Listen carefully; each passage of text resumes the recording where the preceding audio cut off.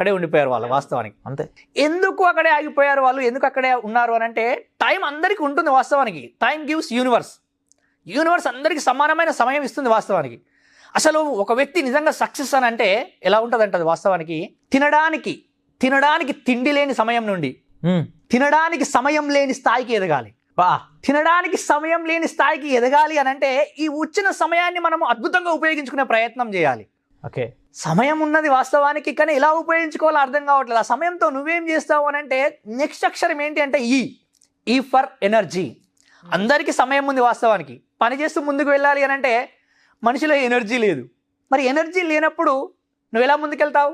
కాబట్టి you can improve your energy. అది శారీరకంగానా మానసికంగానా, ఇవి రెండు చాలా ప్రముఖ పాత్ర పోషిస్తుంటాయి ఎనర్జీ ఇవ్వడానికి. నువ్వేం వింటున్నావు, ఏం తింటున్నావు, ఇవి చాలా ప్రముఖ పాత్ర పోషిస్తూ ఉంటాయి. ఏం చూస్తున్నావు అనేది కూడా.